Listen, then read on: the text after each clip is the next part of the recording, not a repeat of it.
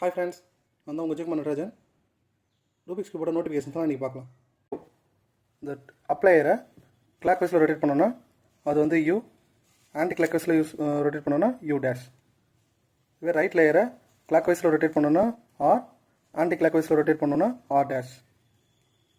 Left லேயரை clock வைஸில் rotate பண்ணோன்னா எல், ஆன்டி கிளாக் வைஸில் ரொட்டேட் பண்ணோன்னா எல் டேஷ். டவுன் லேயரை கிளாக் வைஸில் ரொட்டேட் பண்ணோன்னா டி, ஆன்டி கிளாக் வைஸில் ரொட்டேட் பண்ணோன்னா டி டேஷ். இது ஃப்ரண்ட் லேயரை கிளாக் வைஸில் ரொட்டேட் பண்ணோன்னா எஃப், ஆன்டி கிளாக் வைஸில் ரொட்டேட் பண்ணோன்னா எஃப் டேஷ். இது பேக்கில் இருக்க லேயரை கிளாக் வைஸில் ரொட்டேட் பண்ணோன்னா பி, ஆன்டி கிளாக் வைஸில் ரொட்டேட் பண்ணோன்னா பி டேஷ். எம்னா லெஃப்ட் சைடுக்கு பேரலாக இருக்க சென்ட்ரல் லேயரை இது மாதிரி ரொட்டேட் பண்ணோன்னா எம், இதே anticlockwise direction rotate பண்ணோன்னா எம் டேஷ்.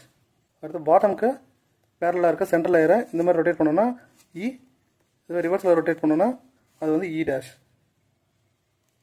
ஃப்ரண்ட் லேயருக்கு பேரலாக இருக்க சென்ட்ரல் லேயரை இந்த மாதிரி ரொட்டேட் பண்ணோன்னா எஸ்ஸு, இதுவே ரிவர்ஸில் ரொட்டேட் பண்ணோன்னா அது வந்து எஸ் டேஷ். சைட்ஸே வந்து சேஞ்ச் பண்ணுறதுக்கு நோட்டிஃபிகேஷன்ஸ் இருக்குது.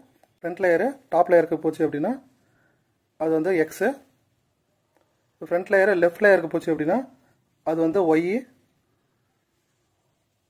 டாப் லேயர் வந்து ரைட்டுக்கு போச்சு அப்படின்னா அது வந்து இசட். ஓகே ஃப்ரெண்ட்ஸ், இன்றைக்கி நோட்டிஃபிகேஷன்லாம் கற்றுட்டோம். அடுத்த வீடியோவில் வந்து பாட்டம் லேயர் எப்படி சேர்க்குறது அப்படின்னு சொல்லிட்டு பார்க்கலாம். தேங்க்யூ.